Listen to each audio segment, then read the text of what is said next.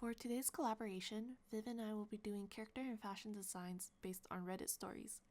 A bit of a disclaimer, these designs aren't made to make fun of nor stereotype anyone in the stories and in general. We are just using the ridiculous and seemingly fictional premises as a prompt for our designs. They do not reflect the real people of the Reddit stories, but exist separately as our designs. I made a dude get his nuts waxed on the first date after he lied to me. When I was in my early 20s and online dating was just starting, I made a profile and said I was just not going to be into two things: smokers and people with kids. Just that. You could be anything else, and if the chemistry is there, we are all good. I meet this guy early in the morning for a breakfast date and we are hitting it off averagely. No sparks but no red flags. The date goes for 2.5 hours, breakfast taking forever. Until we are splitting the bill and he tells me he has a kid.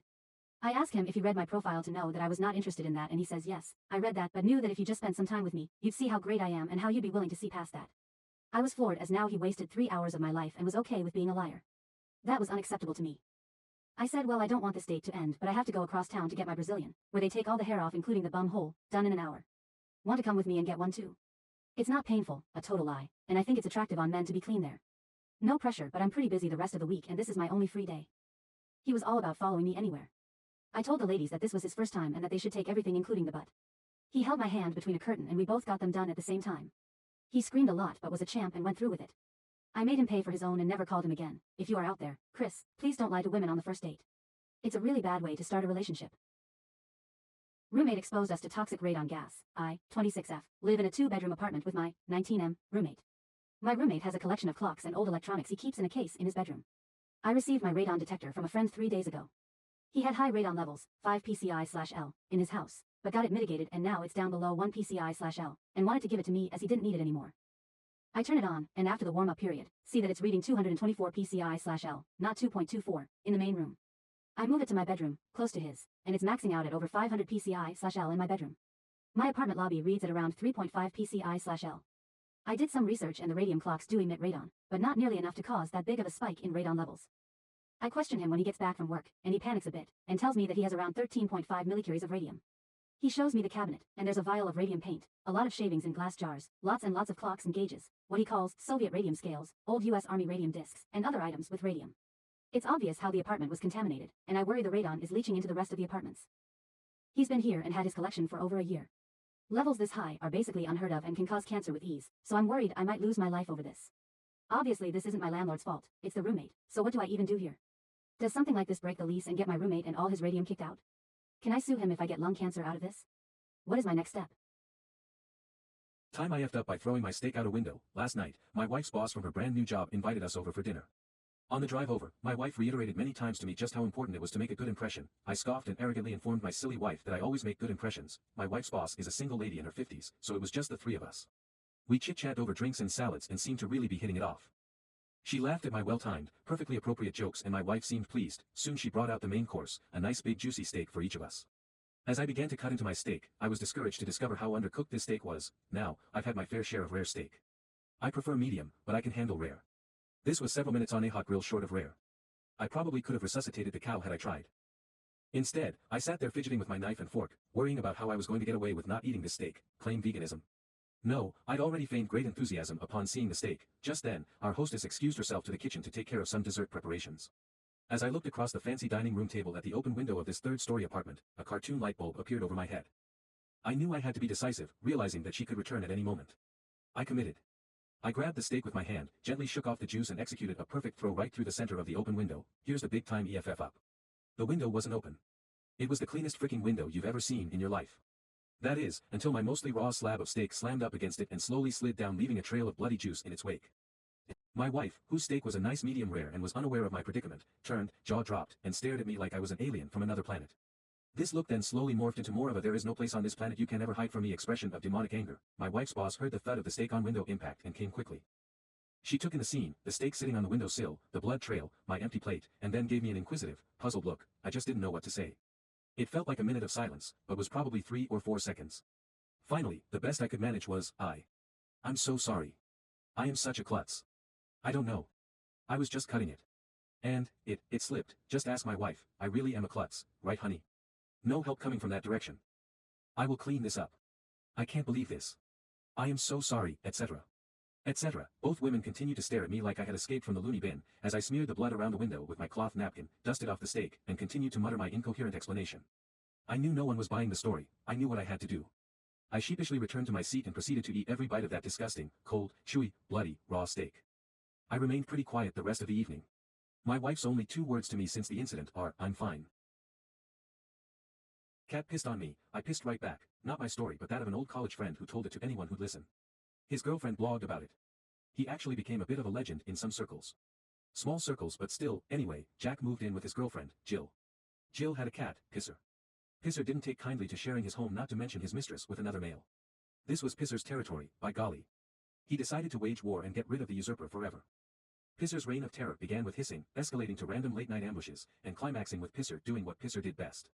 All over Jack's laundry, his book bag, his shoes, his leg. It happened in the middle of the night when Jack stumbled to the bathroom after a couple too many beers earlier. He was pretty bleary-eyed, but there was just enough light to see, with quickly rising horror. Pisser backing his ass up to Jack's calf, his tail held high and quivering as it only does when a male is about to spray the foulest stench imaginable onto its target. After spending the afternoon washing yet another batch of pissy laundry and the evening grumbling about it to his buds over some buds, Jack reacted on instinct. He insists he didn't consciously think about what he was doing, he just turned and pissed on the cat. Pisser immediately conceded defeat and bolted from the bathroom, never to challenge the honor of the alpha of the house again. And so the war of Jill's main men ended with the pettiest of revenges, a literal pissing match. From the draft that we made, it's got like a smoky black set with like some fire and like a circle design shape for the shaved balls. I was gonna do it where it like is actually a cutout, but then I realized it's too like NSFW and it didn't like match the guy's character points. So it's just like a little like style line. And then you know how like there's a saying, liar, liar, pants on fire? So that's where the fire comes from. My favorite saying. I Your like the friends design. watching this video right now is like, oh, I have PTSD from that line. So I really liked the fire design he did. It's very fitting, the whole petty revenge being around this guy lying to the original poster. I didn't realize it was just the line that was a little bit different. But now I'm looking at it, my illustration makes me so uncomfortable because the crotch area is significantly different from the rest of the outfit that you can't help but look at it. One of the little sketches I did was where his butt got waxed really clean, so there's that little shine on it. And then I imagine him to be actually a pretty decent dad to his kid. It's just he's really desperate and sad and lonely. I Yep. can see that. But yeah, I'm just like looking at the crotch area. Oops. That's all I see. Alright, so for our next one is the roommate exposed me to toxic gas. So for this character, we're gonna do a lab trench coat. This lab coat is just like a coat with like a hood, comfortable but saggy vibe. There's just like pockets, uneven trench coat rope thing, very loose top, and then very tight pants. He's not trying at all to be put together, but these are clothes that you usually would imagine on someone who's put together, especially trench coats. When people see trench coats, they usually envision someone who dressed well, you know? Oh, I That or turned a the trench pervert. coat. Oh, yes. I turned the trench coat into like a trench hood because I felt like the collar, it was Mhm. too professional. Yeah, the vibes are definitely at home. He's working from home, but you don't know what it is. It's just something is off about it, but at the same time, he doesn't look degenerate enough. He just looks really sus and on the way of being degenerate. The reason why I chose green and orange was I wanted it to be a little bit more fun with the characters, like a little bit unrealistic, giving at home crazy scientist energy. His skin is really, really ashy.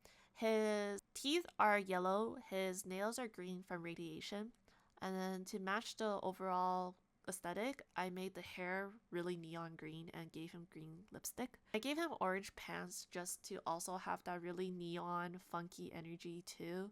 More like out there, more experimental. Yeah. The next character we have is the stick throw story. While I was drawing it, it reminded me of a cactus, but it low-key matches the character because of his characteristics. When Mhm. under pressure, caves into his intrusive thoughts, listens to his wife, but deep down inside he feels like is right until proven wrong. So it's like gives very like spiky vibes. I really like the seams on this fashion outfit. It's very linear. I really like it. Like something about the silhouette just makes it classy and elevated. It also is giving, not in a negative way, but tacky. I don't remember which decade it was, but you know those grandma wallpapers where it's vibrant pink and green or like vibrant yellow? It's very feminine. His wife does pass some thought and say into what he's wearing, but he also really likes a bit of feminine clothing. This guy is like serious, but is impulsive, so he likes to like throw in some drama, throw in some fun. He has a collection of really fun ties that his wife picked out for him because I'm imagining him to be the ideal face and upper body and energy of a American. This guy only does chest day and arm day. He doesn't have any leg days. And that's Oh why boy. for his mirror, it's not a full length mirror, it's only the upper view. That's very funny. I really like the hair too. It My type. stopped the moment you left elementary school. You went for the Anyways. emo cut. Anyways. Anyways. Cat pisser Reddit story. So for this one, we made two characters. The cat pisser, we described him as like a surfer vibe and a frat modern vibe. So it's got like a very loose, like fleece sweater off the shoulder, off the neck kind of vibe, because he's like drunk and he's like chill like that. And then with like cargo shorts with like little cat details. Really like how you drew and styled the top. When you said you wanted to give him a fleece jacket, I couldn't imagine it at all because fleece is usually associated with winter because it's supposed to keep you warm. So I was really confused, but the way you drew it draped over the person makes it look like just a cover up for wintertime beach. I also gave him a fake spray tan, so it's more on the orange side because where is he gonna tan during wintertime? And he wears a lot of beads and shell necklace or jewelry, and his nails are painted pink by his girlfriend. You don't know if he's actually high or drunk, but he looks like he's always high or drunk. He's always really chill, except, when a cat continuously piss on him. Yeah, the character Loki reminds me of like Sanji and Ace From One Piece. It's the same person, but in an alternate universe. Yeah. Right. So the last character we have is the pissing cat. For me, it was just a cat tee with the word boss on it, because boss, BOSS, and cat paws, so it's like bows. I used to call my old bosses bows. They'd be like, hey, Vivian, go do this. I'm like, yes, bows. Anyways, I really like the font placement on the front.